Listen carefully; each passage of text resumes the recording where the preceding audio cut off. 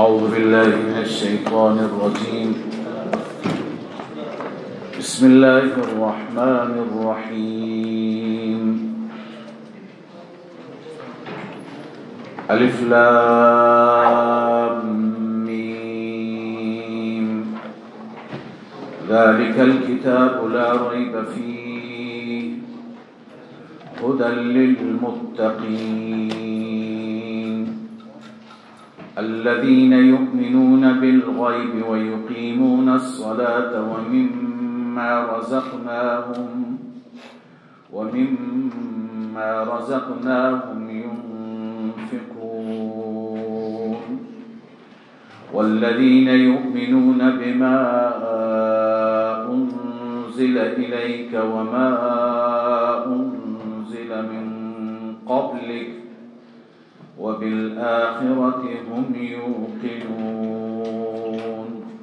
صدق الله. اللهم صل على محمد.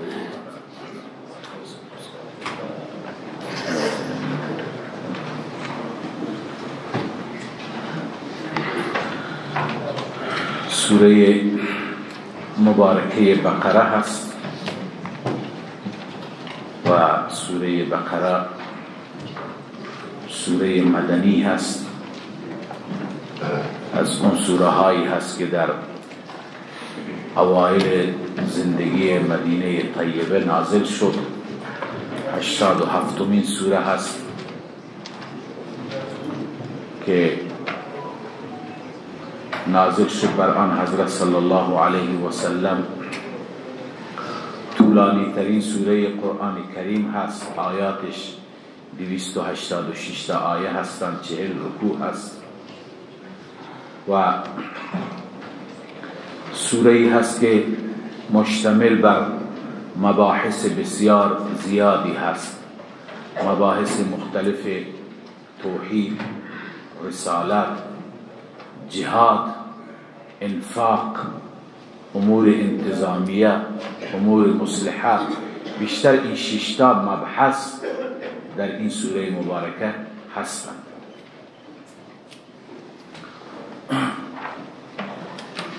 این سوره برای این هم فضائل بسیار زیادی ذکر شده. آن حضرت صلی الله علیه و سلم سوره بقره و سوره آل عمران را فرمود که اینها 2 تا ابر هستند در روز قیامت، یا 2 گروهی که از پرندگان مثل ابر سایه می‌افکندند بر انسان سایه می‌اندازند، کسانی که اینها را می‌خوانند. و همچنین فرمود که اقرأوا سورة البقره، سوره بقره را بخوانید. فإن أخذها بركة و ترکها حسره. گرفتن این سوره برکت هست، ترک این سوره و توجه نکردن حسرت میشه، باعث حسرت میشه. ولا یستطیعها البطله، کسانی که در مسیر باطل باشند نمیتوانند. لذا کسی که حق باشد میتواند این کار را بکنه. در صحیح مسلم هست. در ترمذی روایت دیگه هست که ان لكل شیء سنام و سنام القرآن البقره. در هر چیزی کوهانی دارد و کوهان قرآن مجید بقره هست. سنام هم به این گفته شده، فستاد هم گفته شده به سوره بقره در روایت ها. فستاد یعنی خیمه. خیمه این هست که تمام مطالب قرآن مجید در این هست. منطور که عرض کردم مطالب توحید، رسالت، آخرت، جهاد، انفاق و امور انتظامیه، امور مصلحه مثل نماز، حج، زکات، معاملات، نکاح، طلاق، عده، قصاص، وصیت، رهن، قرض. همه این مطالب در این سوره ذکر شدن. لذا سوره ای هست بسیار کامل، بسیار جامع، که الله عز و جل برای هدایت و راهنمایی و اصلاح زندگی ما انسانها و بالخصوص ما مسلمانان نازل فرموده. این سوره را بقره میگویند. بقره از نظر زبان عربی به معنی گاو هست، چون در بخشی از این سوره ذکر گاو بنی اسرائیل آمده که قابل توجه است. بنی اسرائیل با وجود این همه زحمت موسی علیه السلام و رسالتی که موسی علیه السلام انجام دادن، باز هم ناسپاسی کردن، به سوی عبادت گاو رفتن. انجام و نتیجه چی شد که درسی هست، درس عبرت بسیار خوبی هست. اما ابتداءً مناسبت این سوره و ربط این سوره با سوره گذشته. سوره مبارکه فاتحه را شما خواندید. در دو تا ربط خدمت شما عرض می کنم. یک ربط اسمی هست که اسامی این سوره ها را از نظر اسم گویا با هم دیگر ربط دارن، و یک ربط معنوی هست، همون مطالبی که در سوره ها هستن. ربط اسمی در سوره فاتحه شما خواندید ایاک نعبد و ایاک نستعین، بحث توحید فی العبادت و توحید در دعا و استعانت. حالا اونجا که بود عبادت میکنیم فقط تو را خدایا و عبادت استعانت میطلبیم فقط از تو، در سوره بقره میخوانیم که مثل بنی اسرائیل نیستیم که گاو را عبادت کنیم و از گاو کمک بخواهیم. یا عبارت عربیش اینطور میشه، هم در این ربط سوره بقره، سوره آل عمران، سوره نساء، سوره مائده، همه این سوره ها در این ربط اسمی آمده. میشه اللهم ایاک نعبد و ایاک نستعین ولا نعبد البقرة ولا نعبد ولا نستعين البقرة كما فعل اليهود والمشركون ولا نعبد ولا نستعين آل عمران كما فعل النصارى ونؤدي حقوق النساء سورة النساء ونؤدي حقوق النساء رغبة ونؤتي صدقاتهن نحلة بخشي مهورشن رمي فأنزل علينا مائدة أنعامك وأفضالك في الدنيا والآخرة. بس اون مائده و سفره نعمت و رحمت را و فضل را به ما بده. بس این عرض کنم که ربطی هست که همه این سوره ها را از نظر اسمی شامل میشه. اما ربط حقیقی و ربط معنوی این سوره با فاتحه، شما در سوره فاتحه خواندید اهدنا الصراط المستقیم، از خدا هدایت خواستید. حالا در سوره بقره خداوند عزوجل اجابت فرمود و آن هدایت را راهنمایی فرمود. ذلك الكتاب لا ریب فیه هدی للمتقین. اون هدایتی که دنبالش هستی ای مومن، این کتاب است. مطالب این کتاب، مباحث این کتاب، در اونها هدایت است. ذلك الكتاب لا ریب فیه هدی للمتقین. و ربط دیگر معنوی، ربط دوم معنوی، شما در سوره مبارکه باز هم ایاک نعبد و ایاک نستعین را خوانده در فاتحه. توحید فی العبادت، توحید فی الدعا. خدایا فقط تو را عبادت میکنیم، از تو کمک میخواهیم. خب عبادت و استعانت به الله عزوجل اختصاص داده شده. مدعای اون سوره همین میشه، خلاصه اون سوره همین میشه که خلاصه کل قرآن است. حالا همین مدعا در جای جای سوره مبارکه بقره ذکر شده. حداقل در 3 جا مدعا ذکر شده. اول شما میخوانید یا ایها الناس اعبدوا ربکم، در رکوع سوم، اول رکوع سوم، یا ایها الناس اعبدوا ربکم. بعدا شما میخوانید و الهکم اله واحد. بعد در آیت الکرسی میخوانید الله لا اله الا هو الحی القیوم. پس بار بار در این سوره همون مبحث توحید فی العبادت میاد. پس مضمون این هر دو سوره، موضوع این هر دو سوره گویا یکی هست، توحید فی العبادت هست. خب این ربط بود و مناسبت بود که خدمت شما عرض شد. حالا سوره را آغاز میکنیم. در آغاز سوره و در ابتدای سوره هست بسم الله الرحمن الرحیم الف لام میم.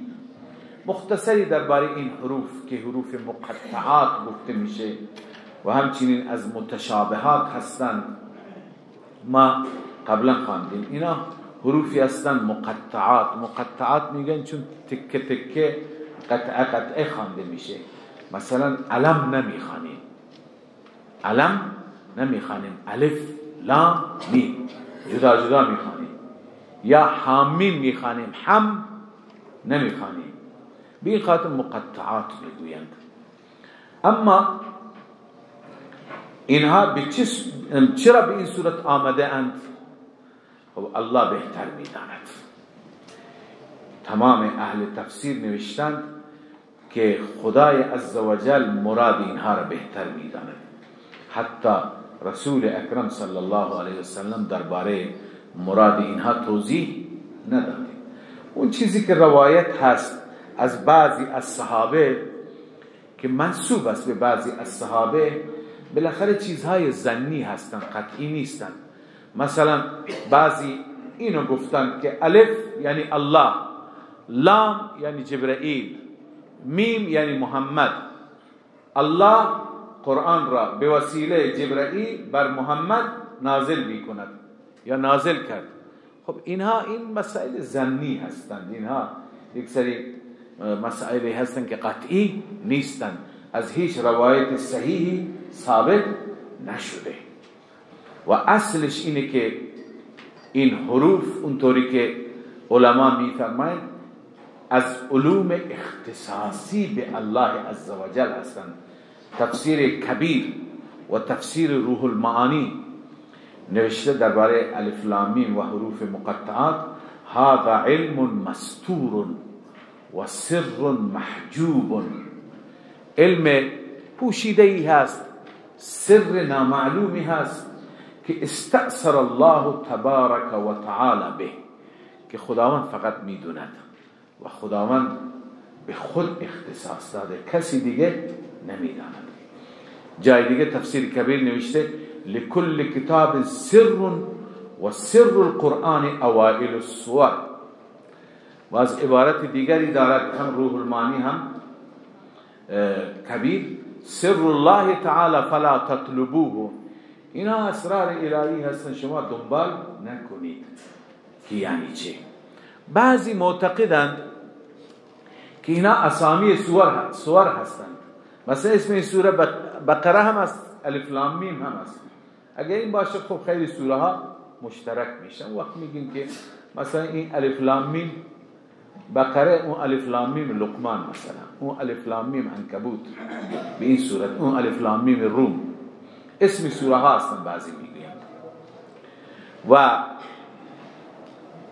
عرض کنم خدمت شما بعضی معتقدن که اینها حروف تحدی هستند. تفسیر بیضاوی از قول کشاف این را نوشته و همین را توضیح داده که اینها حروف تحدی هستند. تحدی یعنی به مبارزه طلبیدن.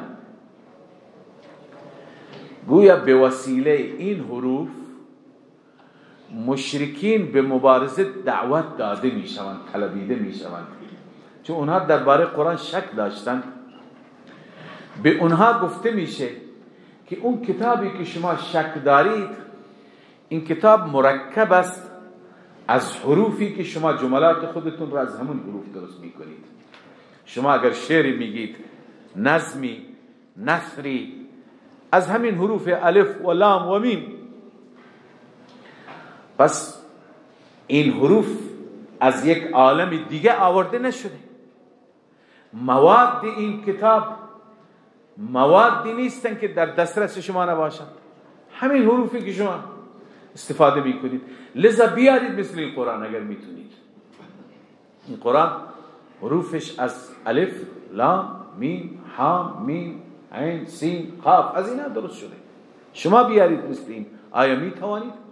بالاخره اونها عاجزن، نمیتوانند. علی ای حال خلاصش اینه که این حروف اختصاص دارند به الله عزوجل. الله علم اینها را داره. حالا ببینید شاید این سوال بشه که چرا خدای عزوجل چیزی که ما نمیفهمیم در کتاب خودش آورده. از اینجا عجز ما ناتوانی ما انسان ها، ولو اینکه هر چقدر عالم باشیم، علامت الدهر باشد، مفسر بزرگ باشد و عرض کنم که فیلسوف زمان باشد، باز هم بلد نیست و خدا فقط میدونه. لذا عجز انسان ظاهر میشه. و همچنین خیلی از احکام هستند که فلسفه اون احکام را ما میدونیم، بسیاری از احکام هستن فلسفهشون را نمیدونیم. مثلا نماز میدونیم برای چیه، زکات چیه، حج برای چیه، روزه برای چیه. بالاخره هر یکی از اینها حکمتی دارن، فلسفه‌ای دارن، منفعتی دارن.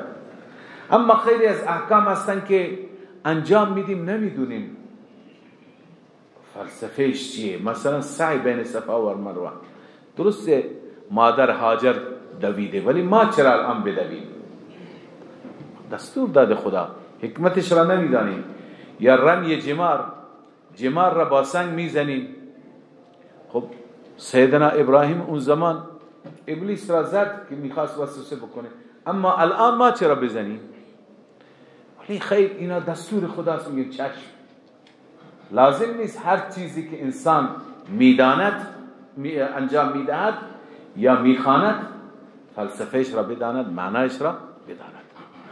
این مثل این متشابهات چه ارز کنم که حروف مقطعات باشه، چه متشابهات دیگر مثل همون احکامی که فلسفهشان را ما نمیدانیم، این هم آیاتی هستن که میخوانیم ولی مفهومشان را نمیدانیم. بعضیا معنای لفظیشون را میدانیم، الرحمن علی العرش استوى، اما مراد را درباره مراد شک و ظن هست.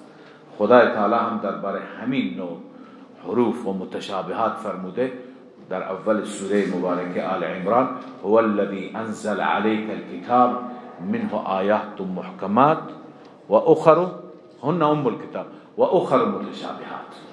آیات دیگه هستن متشابه. انسانی که مریض دل باشد فاما الذین فی قلوبهم زیغ فیتبعون ما تشابه منه، او دنبال میکنه متشابهات را، قیل و قال میکنه. اما وما يعلم تأويله الا الله والراسخون في العلم يقولون آمنا به كل من عند ربنا الى آخره. پس حروف متشابهات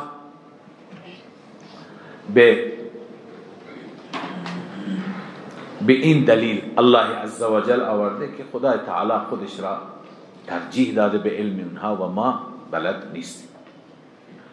ذالک الکتاب لا ریب فیه، این تمهید است، مقدمه هست. خلاصه مطالب را عرض کردم که بیشتر توحید، رسالت، جهاد هست، انفاق هست، امور مصلحه، امور انتظامیه که همه احکام، چه احکام عبادی باشن چه احکامی که مربوط به معاشرت هستن، معاملات هستن، بیع و ربا، همه اینها در این سوره ذکر شده.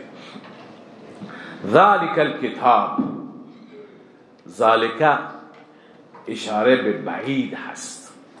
بعضی میگویند آن کتاب یعنی معهود فی الذهن، کتابی که در کتابهای گذشته نوید و بشارتش داده شده بود.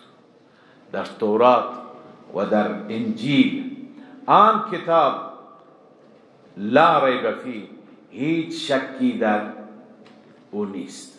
در چی نیست؟ عرض میکنم.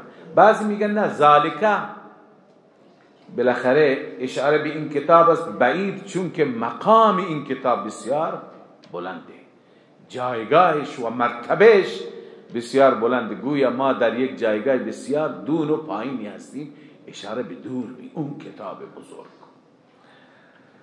خب در کتاب شک نیست. از چه جهت شک نیست؟ شک نیست از این جهت که از جانب خداست. القرآن یفسر بعضه بعضا. در آیات دیگه آمده لا ریب فیه من رب العالمین، لا ریب فیه من رب العالمین.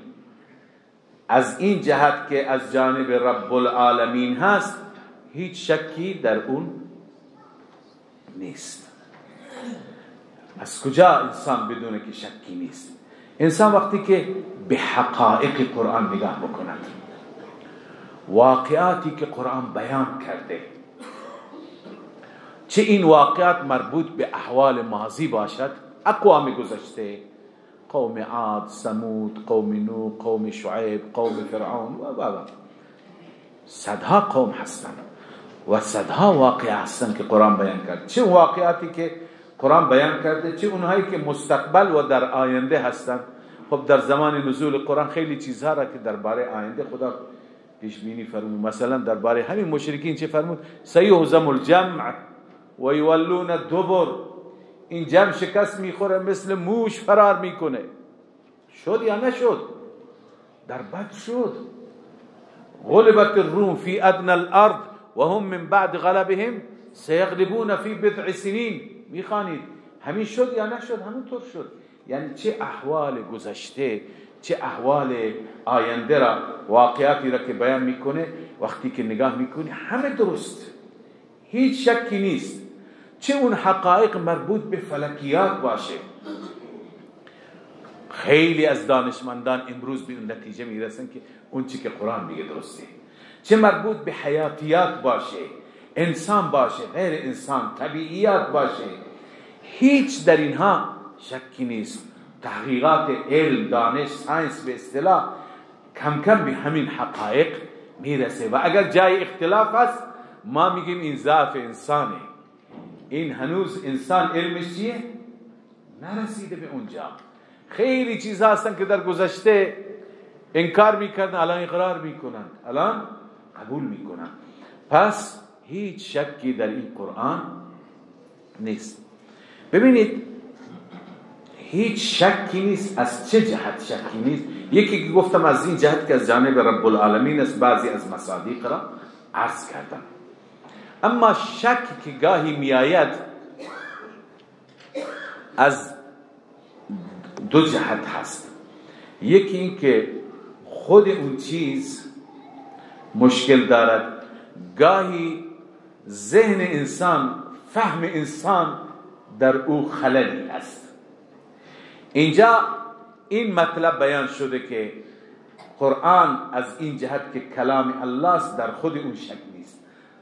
چون یه سوال اینجا وارد میشه که خیلی ها هستن که در این شک کردند، درباره قرآن شک کردند، گفتن کتاب خدا نیست. الله عزوجل می فرماید فی نفس الامر شک نیست، یعنی حقیقتا نفس الامر، واقعیت شک نیست. اما وقتی امکان داره شک واقع بشه از این جهت که فهم مخاطب چی دارد؟ مشکل دارد. اون را هم خدای تعالی علاجش را بیان فرموده در رکوع سوم که و این کنتو فی ریب مما نزلنا. پس این دعای با هم تعارض نیستند. فی نفس الامر، فی حقیقت الامر شک نیست، اما شما به خاطر فهم قاصر خودتون اگر شک دارید، و این کنتم فی شک مما تدعون الیه، فی شک مما انزلنا علی عبدنا فأتوا بسورة من مثل. خب شما یک سوره بیارید. اونجا شک را به این صورت برطرف میکنه. پس خود قرآن کریم بسیار واضح هست، بسیار روشن هست، مثل وضوح آفتاب، مثل روشنی خورشید. اگر کسی در این شک داشته باشه قطعا چشمای خودش مشکل داره. چشمایش اگر نبیند پس این مقصر چشمش هست، خورشید مقصر نیست. یا خیلی دیگه بر خورشید اگر عیبی بگیرن این عیب از خودشون هست. بعضی مثال های نامناسبی هم هست که بنده سر دست قرآن عرض نمی کنم. لذا بعضی وقتها خود انسان مشکل داره. پس اینجا که لا ریب فی چی هست؟ فی حقیقت الامر، فی نفس الامر. اگر کسی شک کرده که این سوال را اگر امکان داره کسی مطرح بکنه، به خاطر بالاخره فهم قاصرش هست، سوء فهم خودش هست. لذا الله می فرماید ذالک الکتاب لا ریب فی، این کتابی که در تورات بشارتش بود، در انجیل بشارتش بود، این کتاب است که هیچ شکی از این جهت که از جانب رب العالمین است در این نیست. هدی للمتقین، هدن به معنی هادی هست. وقتی که مبالغه بشه هدن میگویند. مثل زیدون علمون، زید وقتی که زید که خود علم نیست، زید تحصیل حاصل کننده علم است، عالم است، اما وقتی که علم اینقدر زیاد حاصل کرده که مبالغه میکنیم میگم زیدون علمون، اصلا خود علم شده. زیدون عدلون، اینقدر عدالت داره که زید شده خود عدل. پس اصل این کتاب هادی است، اما چنان هادی است که هدن خودش شده هدایت. هدن للمتقین، عرض کنم که هدایت است برای متقیان. ببینید هدایت برای متقیان چگونه برای متقیان؟ منظور اینه که همون مثالی که قبلا عرض کردم، از نور خورشید انسان بینا استفاده میکنه. کسی که نابینا باشه یا کسی که چشمایش را ببنده او نمیتوانه چی بکنه؟ استفاده بکنه. اون در عین روز روشن هم تو چاله میفته. کسی که چشمایش را ببنده یا چشمایش دید داشته نباشه. پس از این جهت فرمود هدی للمتقین، چون مستفیدین من القرآن کسانی هستند که از خدا میترسند. زمینی از باران استفاده میکنه که اون زمین چی باشه؟ حاصل خیز باشه، شورزار نباشه، سنگلاق نباشه. به این معنی هست هدی للمتقین. اما اینکه هدی للناس آمده در قرآن کریم از جهت نشان دادن راه هست. همون معنی هدایت را از یک تقسیم گفتم به معنی عرض کنم که ارائه الطریق، از این جهت که راه را نشان میده برای همه مردم هدایت است، برای کافر و مسلمان، مشرک و موحد. اما مستفیدین من الآیات کی هستند؟ چه کسانی از قرآن تذکر میگیرند، پند میگیرند؟ متقین. فذکر بالقرآن من یخاف وعید، به وسیله قرآن کی را بترسان؟ اونی که در وجودش خوف است، تقوا است. خب حالا یه سوال دیگه، اینجا قیل و قال زیاده، باید مختصر میکردیم، مطالب مهمتری در آینده داریم، لذا آخر اینا گاهی به ذهن میاد. اونی که متقی است او دیگه هدایت شده است، اونی که متقی است او دیگه کامل است. چطور او را هدایت میده؟ بالاخره تحصیل حاصل نیست.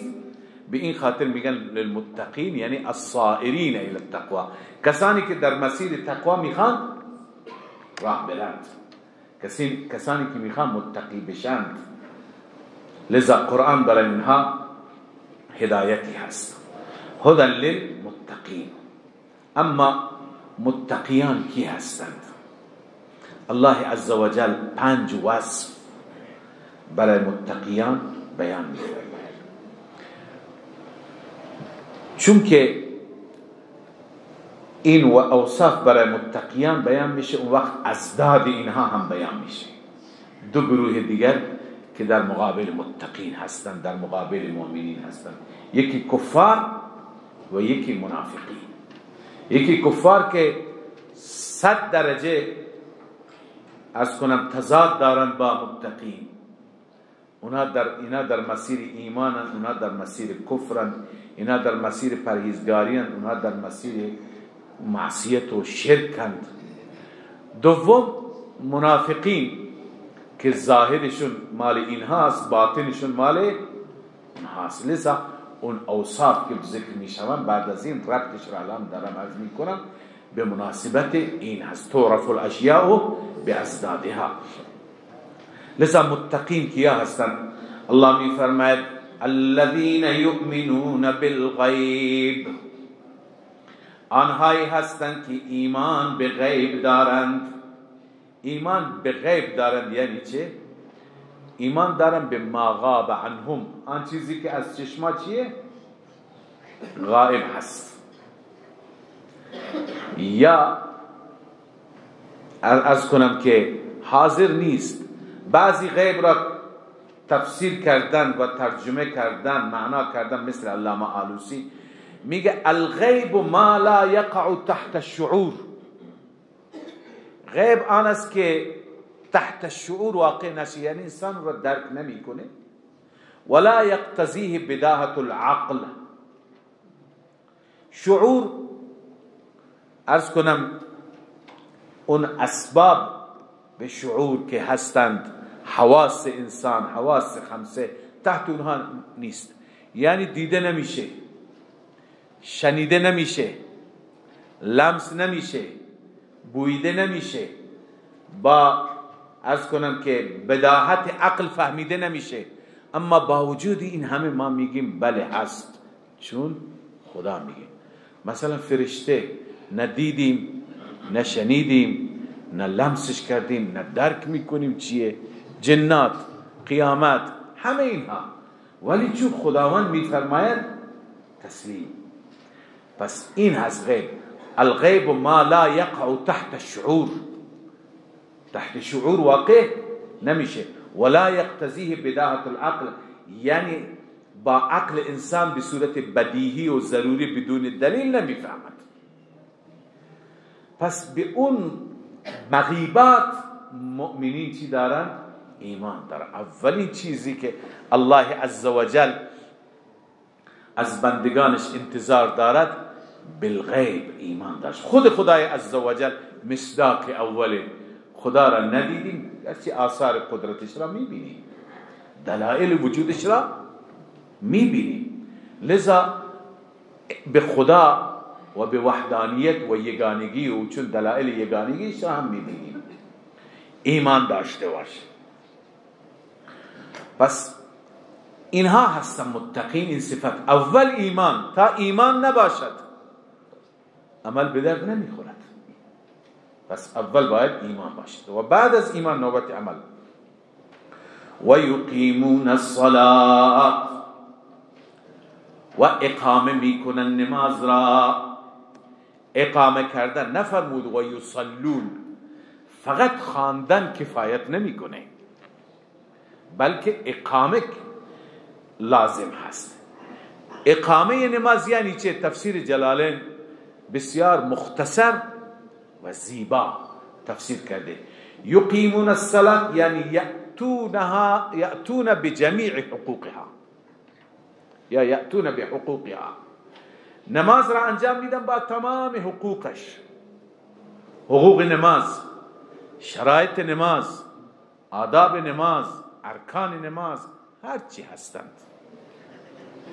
مثلا شرطش وقت است، شرطش طهارت بدن است، طهارت لباس است، طهارت مکان است، استقبال قبله هست، نیت هست، تمام شرایط داخلی و خارجی که بی خارجی را شرایط میگن، داخلی را چی میگن؟ ارکان میگن، شروط الصلاة و ارکان الصلاة، با تمام شرایط ظاهری و باطنی. اون خشوع، خضوع، استحضار، با همه اینها در وقت، در بهترین ساعت وقت، افضل ترین وقت، اگر اول هست اول وقت، اگر آخر هست مثل عشاء آخر وقت، بالاخره اینها را همه را که رعایت بکنیم جماعت، این اون وقت میشه اقامه نماز. به این خاطر قرآن مجید عرض کنم که یصلون نمیگن، نماز خواندن نمیگن، هر جا هست اقیم الصلاة میگوید. این شرایط را باید یک مسلمان رعایت بکنه. لذا الله می فرماید الذين يؤمنون بالغیب و یقیمون الصلاة. الله عزوجل بعد از ایمان دو تا از احکام و اعمال را ذکر می کند، دو تا از عبادات را. یکی عبادت جانی و بدنی که سرتاج همه عبادت های جانی چی هست؟ صلات هست. و دوم عبادت مالی. برای تکمیل ایمان هر دو لازم است.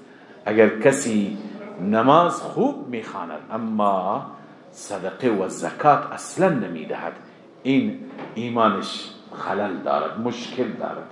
لذا دومی و مما رزقناهم ينفقون، از آنچه که ما رزق دادیم به اونها خرج میکنند. و مما رزقناهم، ببینید اینجا نفرموده که زکات میدن، و مما رزقناهم ينفقون، از آنچه که ما به اونها رزق دادیم.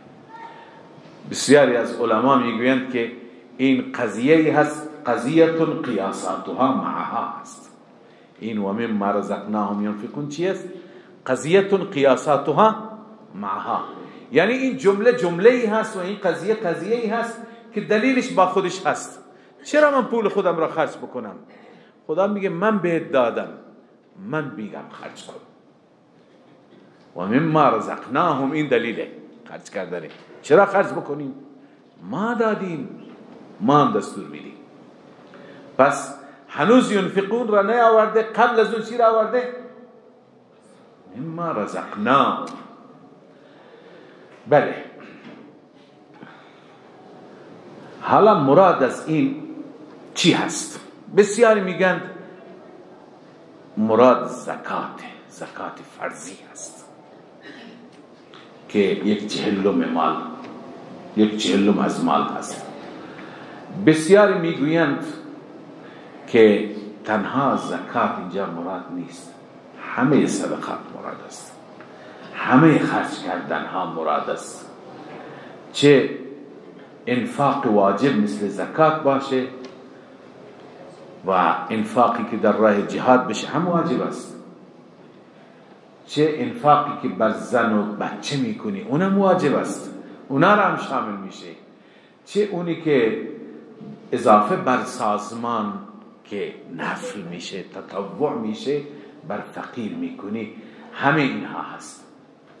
چنانچه تفسیر خازن میگه و یدخل فیه انفاق الواجب كالزکات والنذر والانفاق على النفس وعلى من تجب نفقته عليه والانفاق في الجهاد اذا وجب عليه. اینا همه صورت های واجب هستند. مثل چی؟ كالزکات، مثل زکات. نذر کردی، اینا باید واجب بدی.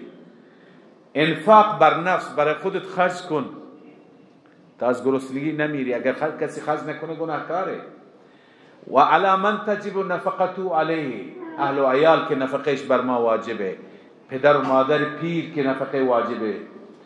والانفاق فی الجهاد اذا وجب علیه، انفاق در راه جهاد وقتی که شرایطی باشه که بر ما واجب بشه، اونها را هم شامل میشه. و هم انفاق های نفلی را، والانفاق فی المندوب و هو صدقه التطوع، صدقه نفلی. و مواسات الاخوان، هم دردی کردن با برادران، با قوم، قبیله، خیش، تبار، همه اینها.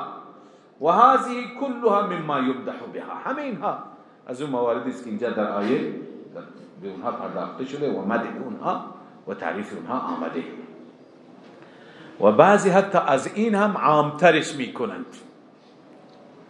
بعضی از این هم عامترش میکنند. ببینید تنها میگویند که انفاق مالی نیست، رزق تنها به مال گفته نمیشه. بعضی ها را خدا رزق دیگه داده، مثلا به شما خدا علم داده، علم هم یک رزقی هست. اللهم ارزقنی علما نافعا نمیخوانیم؟ ارزقنی. پس علم هم رزقه، توانایی که الله به شما داده هم رزقه، عملی که خدا میده اونم رزقه، عمل مقبول.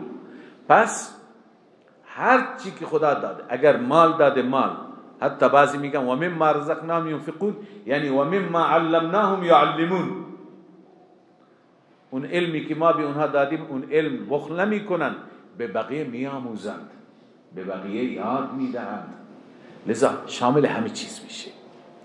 لذا الله میفرماید و یقیمون الصلاة، مؤمنین متقین کسانی هستند که نماز را برپا می‌دارند. و مما من تبعیضیه هست، همه مال را خدا نگفته، بعضی از مال را، بعضی از آنچه که ما به اونها رزق دادیم، ینفقون، آن را خرج می‌کنند در راه الله. این سه تا صفت شد. صفت چهارم والذین یؤمنون بما انزل الیک وما انزل من قبلک، متقین کسانی هستند که ایمان میآورند به قرآن، به آن قرآنی که نازل شده بر تو ای محمد صلی الله علیه و سلم، و ما انزل من قبلک، و همچنین به آن کتابهایی که نازل شده قبل از شما. به ما انزل الیک ایمان تفصیلی هست به همه آیات قرآن، به تمام احکام و دستورات قرآن. و ما انزل من قبلک، این ایمان اجمالی هست به تورات و انجیل، همین قدر که از جانب خدا نازل شدند، به این هم ایمان دارند. و صفت پنجم و بالآخرت هم یوقنون، و به آخرت آنها یقین دارند، به آخرت آنها یقین دارند. ببینید به آخرت ایمان و یقین همان گونه که قرآن گفته. حالا ببینید در اوصاف متقین سه وصف اول شما خواندید، کسانی که ایمان بالغیب دارند. یک یهودی، یک مسیحی، یک کتابی میگه منم دارم، و یقیمون الصلاة، او میگه منم نماز میخونم بر اساس شریعت خودش، و مما رزقناهم ينفقون، او میگه منم. اما دو وصف دیگر را ندارد. دو وصف دیگر شاید برای این هست، چون تکمیل هست، برای این هست که عرض کنم شامل اونها نشه با اون شرایط که اونها دارند.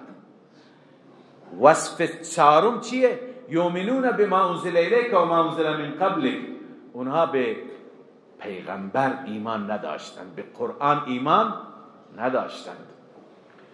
و وصف پنجم را هم اونها ندارند. و بالآخرت هم یوقنون، به آخرت یقین داشته باشند. ببینید اون یقینی که لازم هست اهل کتاب به آخرت ندارند، و ایمانی دارند که ایمانشون نسبت به آخرت ایمان ناقصی هست، ایمان کاملی نیست. و بعضی از اهل خرافات مسلمان نماها هم همینطور هستند. مثلا ببینید اونها درباره آخرت، اولا در تورات و انجیل زیاد ذکر آخرت نیامده، اونقدر که در قرآن آمده، در قرآن پرداخته شده و در قرآن اهمیت داده شده. سوره های مختلفی که موضوعشون خاصتا آخرت است، فقط آخرت است. اصلا سوره ها اسمشون قیامت است. سوره قیامت، سوره واقعه، سوره قارعه، اینا همه سوره های قیامت هستند. در تورات اونقدر پرداخته نشده، تفصیلی که در قرآن آمده در اون کتاب ها نیامده، چون این بالاخره آخرت قرآن جامع تر است. و دیگه اونها ایمانی داشتند که اون ایمان به درد خودشون میخورد. اونها میگفتند لن يدخل الجنة الا من كان هودا او نصارا. جنتی هست اما این جنت مخصوص ماست. یهودی ها میگفتن الا من کان هودا، فقط ما یهودی ها میریم. مسیحیان میگفتن نه، فقط ما مسیحیان میریم. ما اونجا عیسی مسیحی داریم که هر کسی به او ایمان داشته باشه، هم او ایمانی که اونها میگویند، یعنی ایمان به الوهیت عیسی، به ابنیت عیسی که فرزند خدا هست علیه بالله. اونها هر کسی ایمان داشته باشه عیسی مسیح دستش را. امروز این تبشیری ها مسیحی ها همین را تبلیغ میکنه. اصلا ممکن نیست تا به عیسی ایمان داشته نباشه به بهشت بری.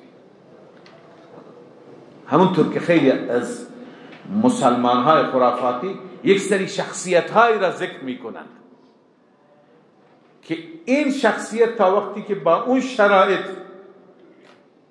و با اون اوصاف قبولش داشته نباشی راهی برای بهشت وجود ندارد.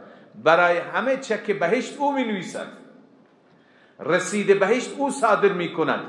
تا زمانی که این عینا مثل همون عقیده مسیحیان هست یا نیست، تا زمانی که او بالاخره رسید را صادر نکند، یادداشت نده، تا اون زمان به بهشت نمیریم. در حالی که اینها همه خلاف اون چیزی که در قرآن مجید هست.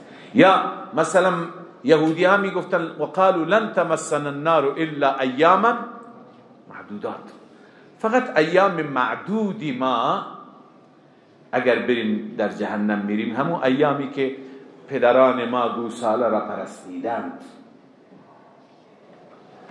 اگر یا مسیحیان میگویند هر چی که گناه کردید و با این گناهانتون استحقاق آتش و جهنم را دارید، فقط در ایام کریسمس بیایید به کلیسا، همون یک حضور باعث بخشودن تمام گناهان عمر میشه. در بالاخره خرافاتی که وجود داره در بعضی مسلمان نماها هم همین است.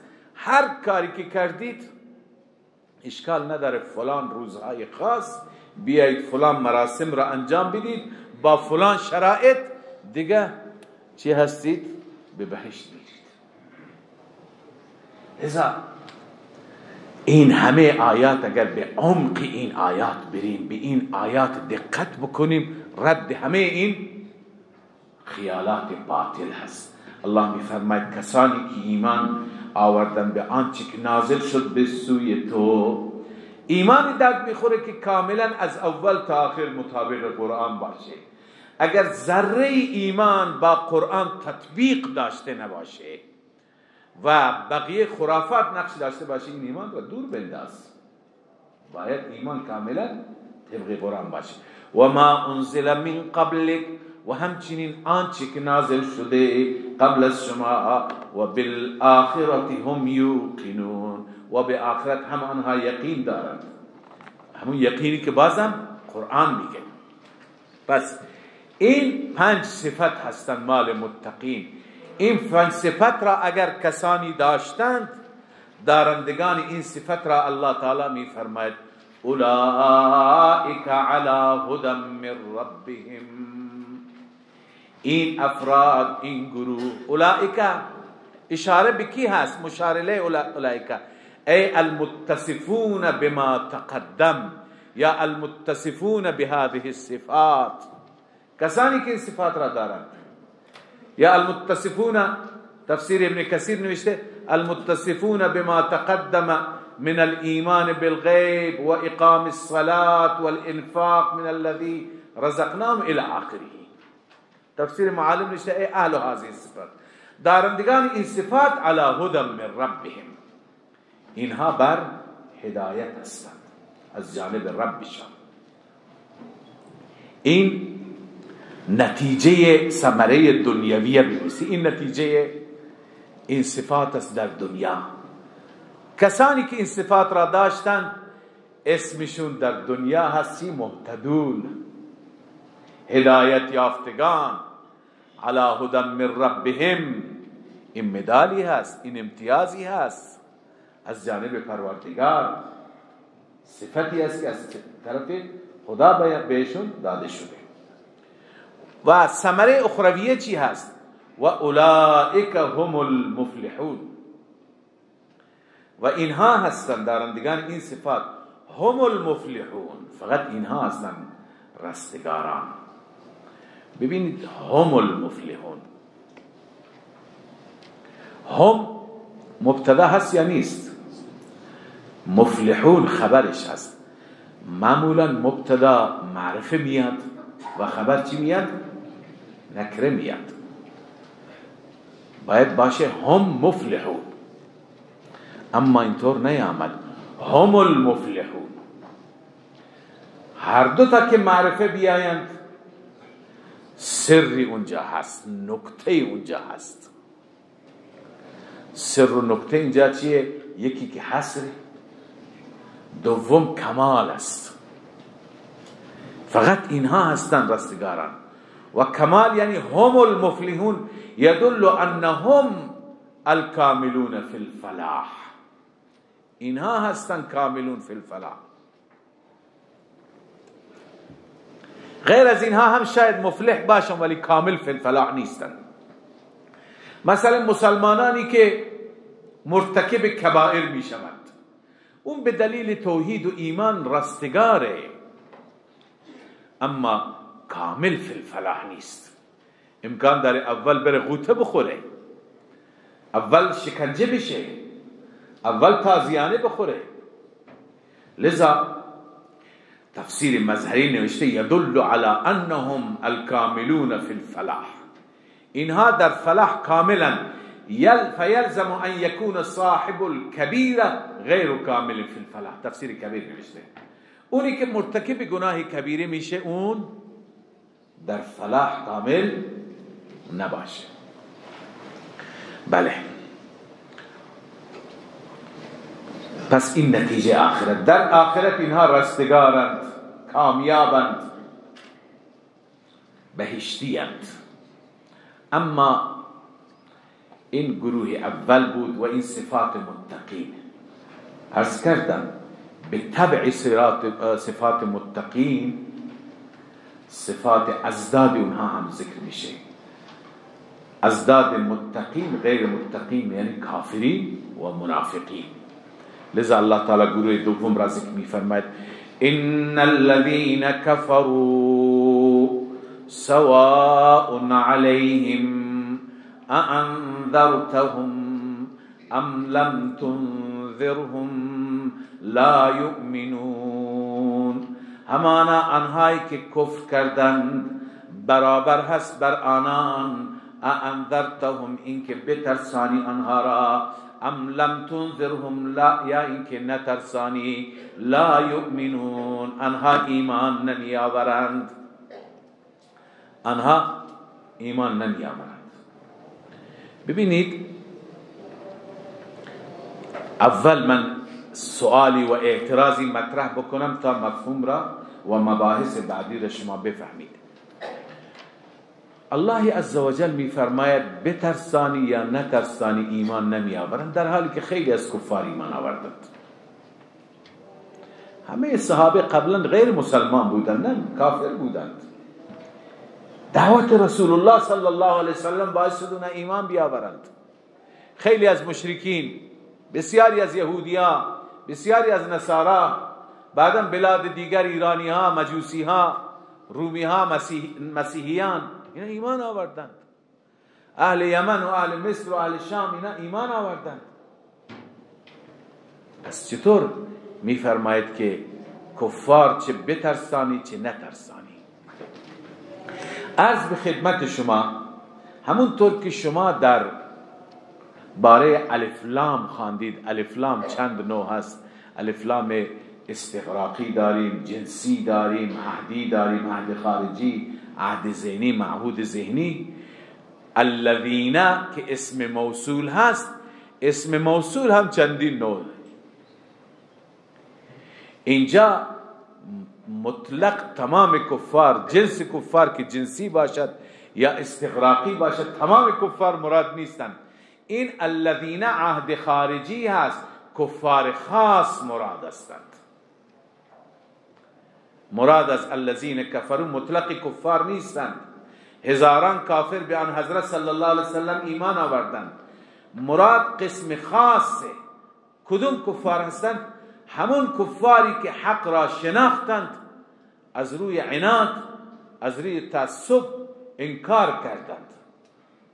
اینها که گرفتار تعصب شدند، لذا موعظه رسول الله صلی الله علیه وسلم برای اونها تأثیری ندارد. پس مراد از این کفار کی هستند؟ الذين ستروا الحق عنادا. الذين كفروا یعنی چه؟ الذين ستروا الحق عنادا. مثل، خب بعدا خیلی ها مشخص شدن، مثل مشرکین مکه، همچون ابو جهل، ابو لهب، ولید بن مغیره، عتبه، شیبه، و همچنین مثل رؤسای اهل کتاب، همچون حیی بن اخطب، کعب بن اشرف. تفسیر ابو سعود اینها را نام برده. اینها مراد هستند. پس اینجا مراد این نوع کفار هستند.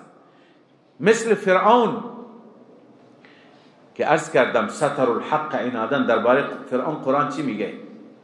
وجحدوا بها، فرعون و فرعونیها، وجحدوا بها واستيقنتها انفسهم ظلما وعلوا.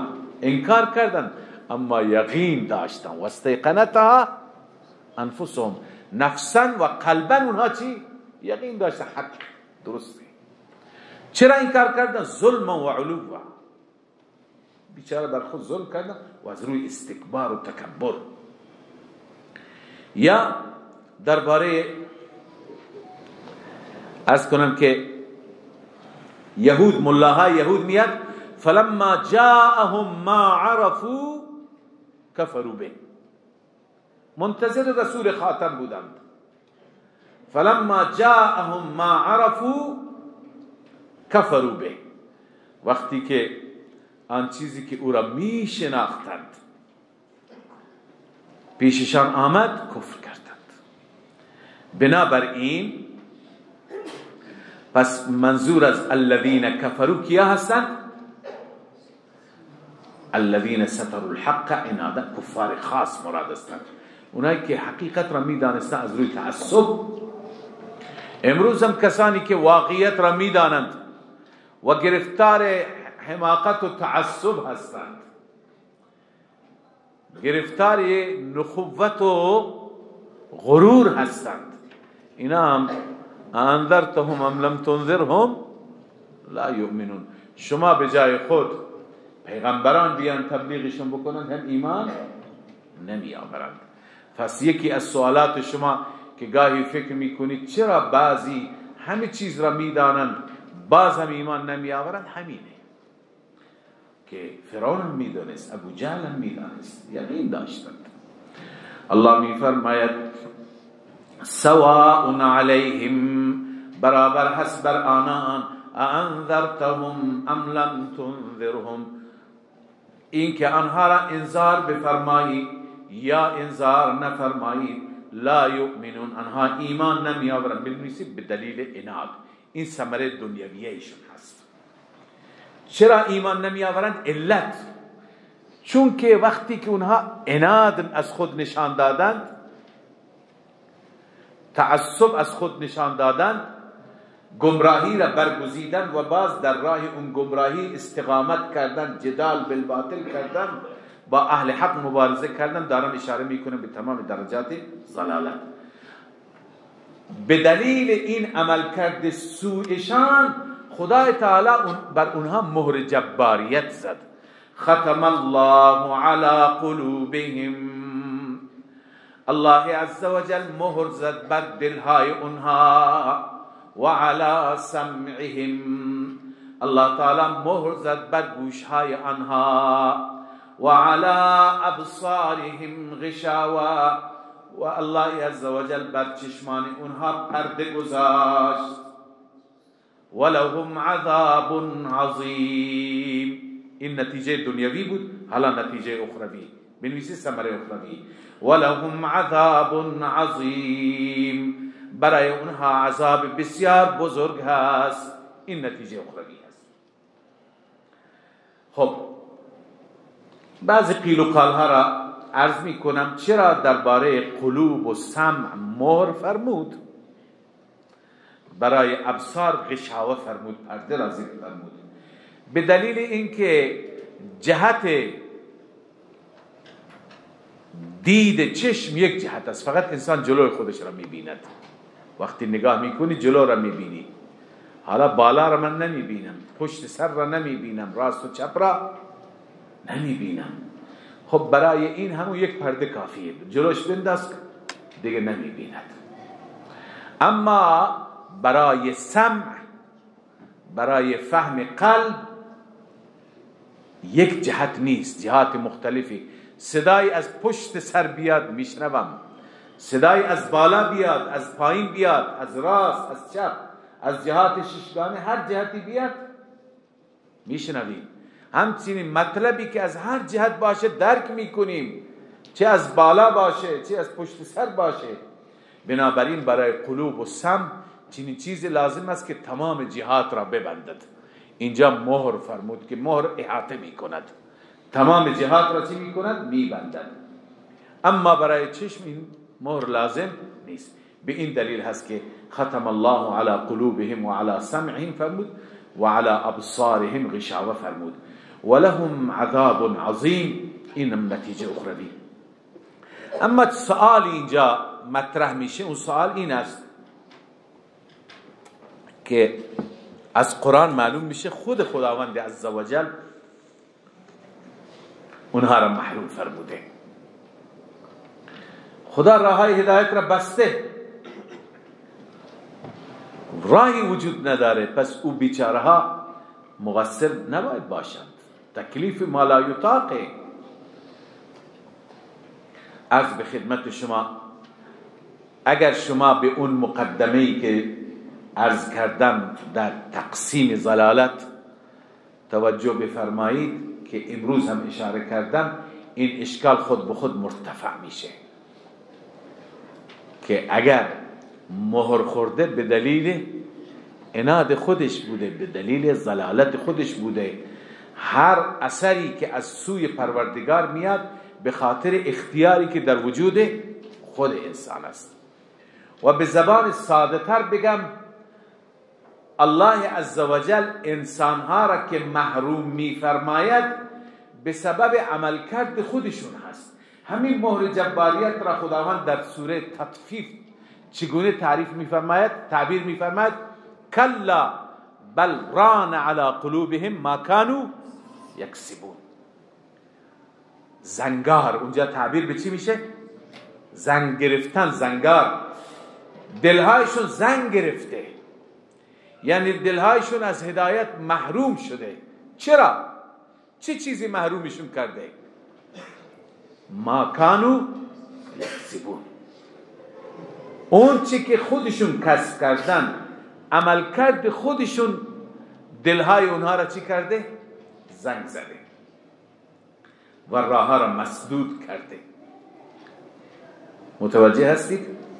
و بیشتر متوجه بشید، قبل از زنگ تفریح هم عرض کردم، ببینید خدای تعالی برای اینکه انسان هدایت بشه اسباب زیادی برای هدایت در وجود انسان گذاشته. اولا حواسی که خدای تعالی به ما داده. خدای تعالی به ما اسباب علم داد، بفهمیم، ببینیم، بشنویم، درک کنیم. الله می فرماید والله اخرجکم من بطون امهاتکم، از شکم مادر شما را پیدا کرد. اول که لا تعلمون شیء، چیزی نمی فهمیدید. لا تعلمون شیئا، هیچی نمیدونستید، نه علمی داشتید نه فهمی داشتید، اما تمام اسباب علم را به شما داد تا راه را ببینید، بدانید چیکار کرد؟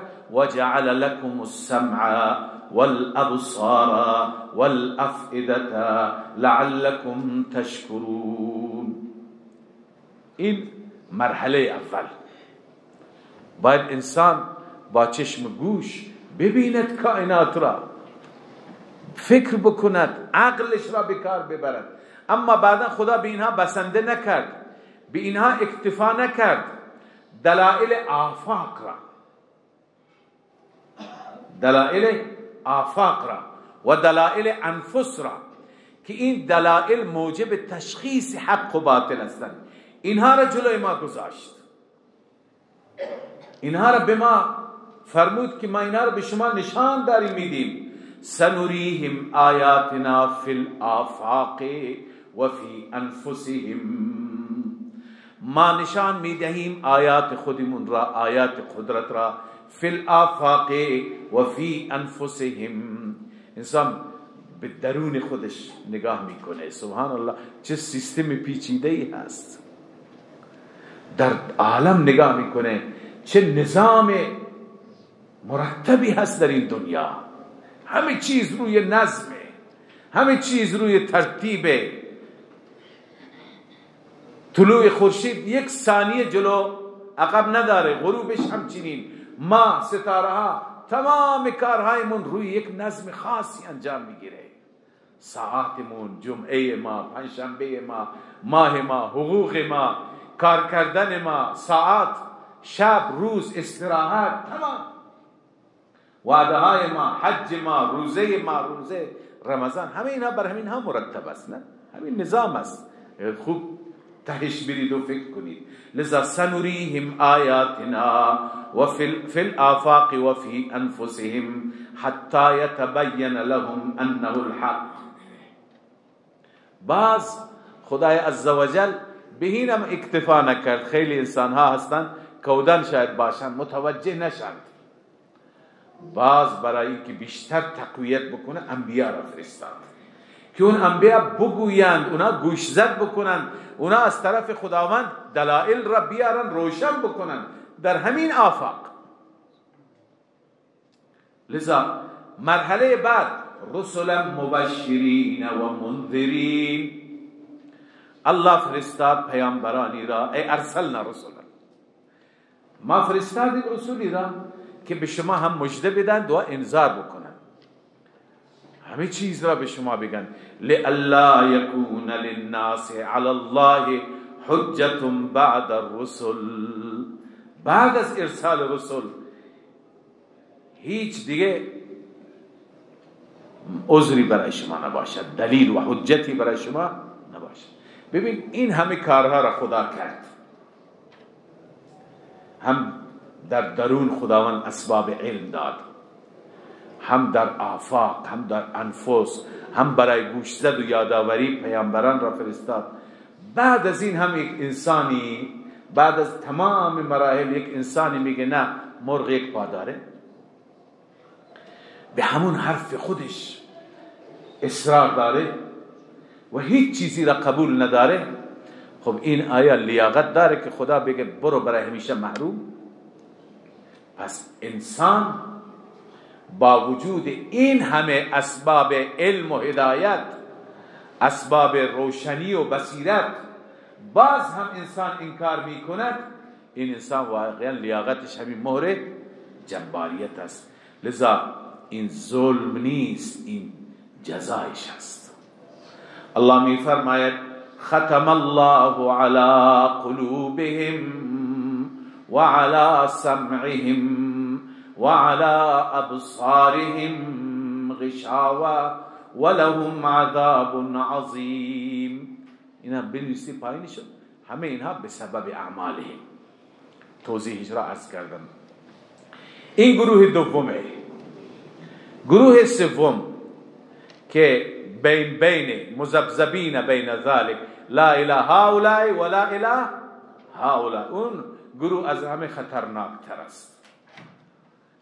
این گروه منافقین هست که ظاهرش یکیه، ظاهرش از گروه اوله، عابد، زاهد، مؤمن، متقیه، اما باطنش از گروه دومی، نه با این نه با اون. الله می فرماید و من الناس من یقول آمنا بالله. این شرش خطرش خیلی بیشتر است. من تبعیضیه هست. و من الناس، بعضی از مردم هستند آنهایی که من یقول آمنا بالله، اونهایی که میگویند ما ایمان داریم به خدا و بالیوم الاخر و به روز آخر. یعنی ادعای ایمان هم به مبدأ هست، ابتدا آفرینش از خداست، نه؟ و هم به معاد. و ما هم بمؤمنین، اما خداوند میفرماید اینها مؤمن نیستند، اینا کلا مؤمن نیستند. چرا؟ چون که اینها با زبان میگویند، ایمان ندارند. اما مبدأ و معاد را ذکر فرمود، بقیه در وسط هرچی باشه اول و آخر، بقیه تحت اون داخل هستند. اما الله عزوجل نفرمود که اونا به خدا ایمان ندارن، اما کلیتا نفی کردن الله تعالی از اونها و سلب کردن از اونها ایمان را. این تاکید بیشتره، با هم برای تاکید بیشتره. پس چرا اینطور میگویند؟ اینها که اینطور میگویند در واقع فریب میدهند. کی را فریب میدهند؟ یخادعون الله. این غرض یقولو هست. چرا میگه آمنا؟ یخادعون الله،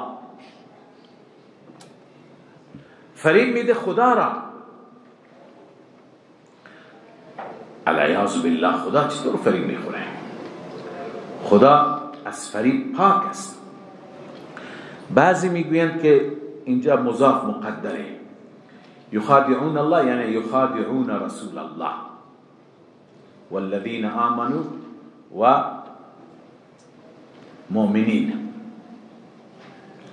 یعنی خدا را و مؤمنین. و بعضی میگویند که نه، یخادعون الله مراد از یخادعون الله هم مؤمنین هستن، والذین آمنوا تفسیرش هست، یعنی مؤمنین را. چون کسی با بندگان خدا هر رفتاری بکند گویا با خدا. شما اون حدیث قدسی را مرور کردید و شنیدید که الله عزوجل می فرماید که من مریض بودم به عیادتم نیامدی، گرسنه بودم به من نان ندادی الی آخره. که بنده میگه خدایا تو پاک هستی، چطور تو مریض بودی؟ میگه فلان بنده مریض بود به عیادتش نیامدی، فلان بنده نادار بود به اون ندادی. لذا اون چیزی که برای بندگان هست در واقع تعبیر میشه برای خود خدای عزوجل. به اعتبار اون یخادعون الله یعنی مؤمنین را، والذین آمنوا یعنی کسانی که ایمان آوردن، اونها را فریب میدهند. اما وما یخدعون الا انفسهم وما یشعرون، اینها فریب نمیدهند مگر خودشان را. وما یشعرون، اما اونها شعور ندارند، اونها درک ندارند. چرا؟ عدم شعورشان از این هست که نتیجه این خداع به خودشون برمیگرده، چون وبال این خداع، جزای این خداع برای خودشون است، خودشون آخر عذابش را میبینند. فی قلوبهم مرض، الله عزوجل تعبیر دیگه میفرماید در دلهای اونها مرض است. مرض یعنی چه؟ ببینید شک و نفاقی که در دلهایشون هست اون را الله عزوجل تعبیر میفرماید به مرض. بعضی میگویند که مرضی که خدا تعبیر میکنه همین جهلی که در درونشان هست، سوء عقیده‌ای که اونها دارن، عداوت پیغمبر و تمام چیزهایی که در دلهایشون هست، همه اینها را خدای تعالی مرض میگوید. فزادهم الله مرضا، خداوند در اونها می افزاید از نظر مرض، یعنی مریضیشون را خدا بیشتر میکند. حالا سوال این هست که خدای تعالی چطور مرضشون را بیشتر میکند. ببینید اونها نسبت به پیغمبر عداوت داشتند، هرچی پیغمبر به پیش میره عداوتشون بیشتر میشه. مرض بیشتر میشه یا نمیشه؟ اونها نسبت به مسلمانان حسادت داشتند، هرچی که مسلمانان ترقی میکنند حسادت اونها چی میشه؟ بیشتر میشه، پس مرضشون بیشتر میشه.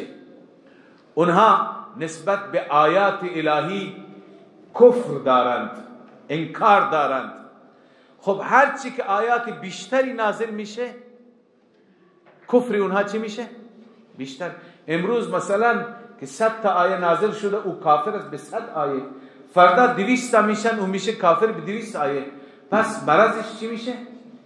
لذا این ازدیاد مرض به این اعتبار است. دقت بفرمایید علامه آلوسی نوشته فزادهم الله مرضا زیادت الله مرضهم، این که خدا مرضشون را اضافه میکنه به این صورت اما بتضعیف حسدهم بنعم الله علی رسول صلی الله علیه وسلم والمؤمنین، چون خداوند روز به روز بیشتر میکند نعمت خودش را بر رسول بر مؤمنین، اونها هم روز به روز مرضشون بیشتر میشه، بیشتر میسوزند. و ظلمت قلوبهم، یعنی که اضافه مرض به خاطر تاریکی دلشون روز به روز بیشتر میشه. چطور؟ به تجدد کفرهم، کفرشم بیشتر میشه، کفرشم جدیدتر میشه. چطور؟ بما ينزل سبحانه و تعالی شیئا فشیئا من الآیات و الذکر الحکیم، خدای تعالی لحظه به لحظه آیات را بیشتر میکند، ذکر حکیم قرآن کریم را بیشتر میکند، پس از اون طرف کفر اونها مرض اینها بیشتر میشه.